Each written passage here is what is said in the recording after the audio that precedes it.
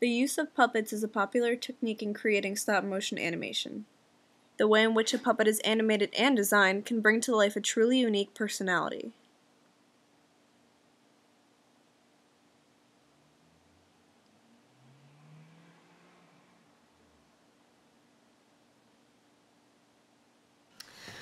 So for my project, I'm basing it off of the fairy tale of the Frog Prince, and instead of using a frog, I'm going to do a computer, an old-fashioned computer that then becomes upgraded into a beautiful, sexy new computer.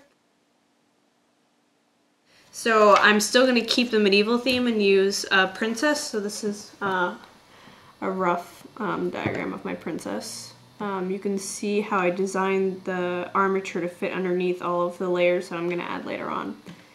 I have my prince, the old computer before it upgrades, and the desk that it's going to sit on. And then I have the new computer once it upgrades to a beautiful flat screen. I also have a rough storyboard, and it's not much of a storyboard actually, it's more to get an idea of the shots and the angles and then how I want to design the set and where I want the placement of the characters to be.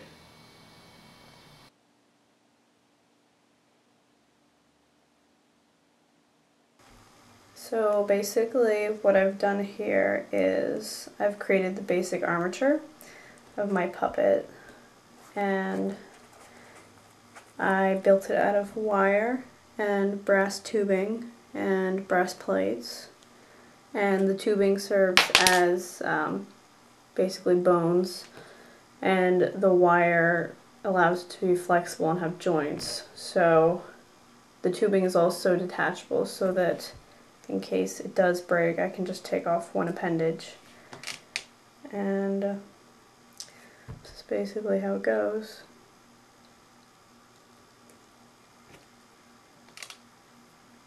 And right now it will be very loose and it won't stay together because I don't have any of the flesh or muscles on.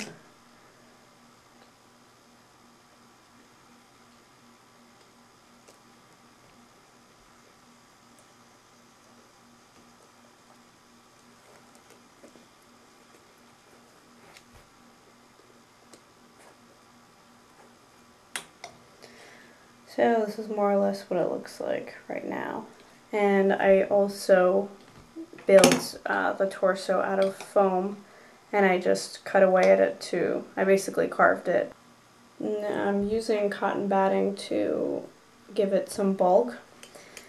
My design is going to be a princess design, so there's not going to be, the legs are pretty much not going to show. So I don't really have to worry about that. So I'm just using cotton batting to secure all these joints that keep falling off and give it some bulk, hopefully. That'll make it have a more natural walk. And now I'm going to work on finishing the arms.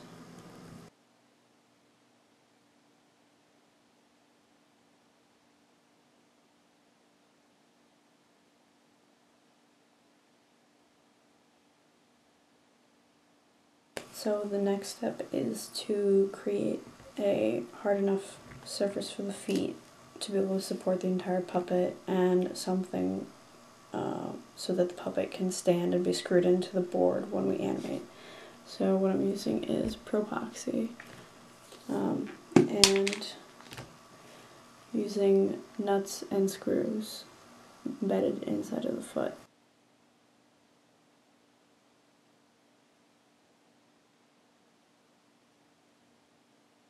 Since it's just a wire foot, I'm going to put the putty on the top, and then I'll put more putty on the bottom and embed the nut into that.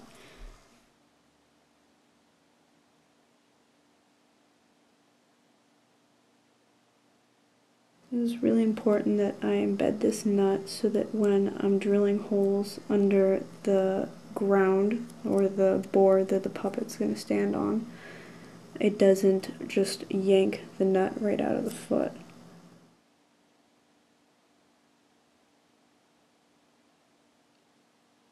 So the next thing I'm going to do is I am removing the headpiece and I'm going to build the head out of paper clay.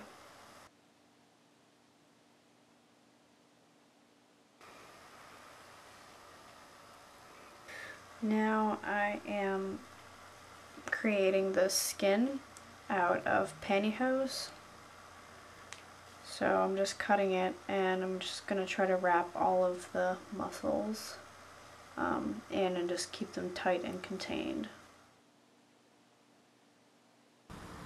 At this point I have finished the entire puppet. So I finished, I didn't finish the feet actually because I realized that they're not going to show it all, so I figured I wouldn't waste time on that when I can spend it on something else. I painted the face with liquid latex combined with acrylic paint, and I painted the hands with the same thing. The hands, I used a loop of wire, and then I added more loops of wire, and then I covered them in medical tape, and then I covered all of that with pantyhose.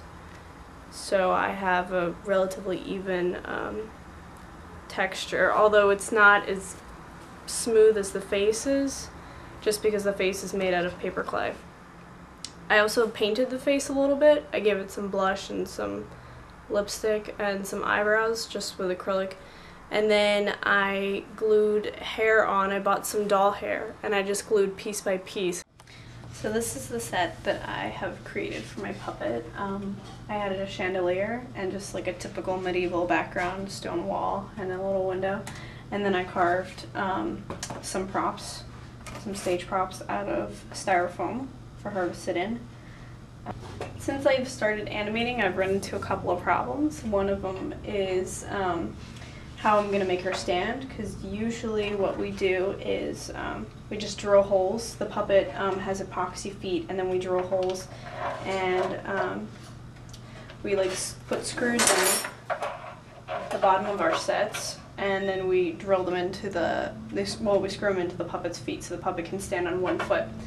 But she still wasn't standing that well, so I actually added a third leg out of epoxy, and I just glued it onto the bottom, and I made it wider, and since she does have this huge skirt, it's not going to show at all, so I can have her, you know, doing things, have her feet moving, and she still will be able to stand, hopefully, somewhat. An additional problem that I discovered while I was cutting away at the bottoms of the feet so that she could have a double jointed toe, I guess, or foot, was that one of the legs is a little wobbly, which is terrible. So I'm going to do some puppet surgery and try to find out what's going on in here. And luckily the way that I designed this, since I wrapped it and I did pieces of it, I had like a leg joint down here and a leg joint up here, I will be able to only cut away part of it and replace it or just glue something together depending on what exactly is wrong.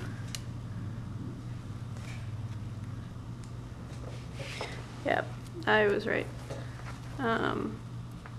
So it is the top joint that is a little wobbly.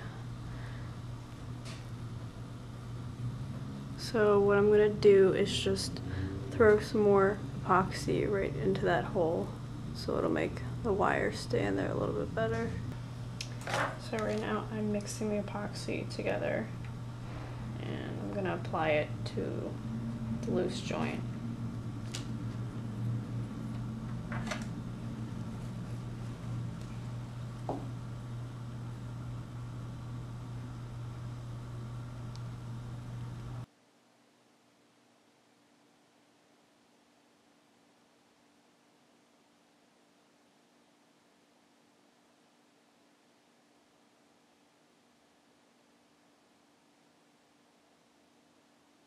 This portion of the process is essentially stop-motion animating. The puppet's limbs and body are bended, twisted, and moved millimeter by millimeter, frame by frame, to create the illusion of life in the puppet.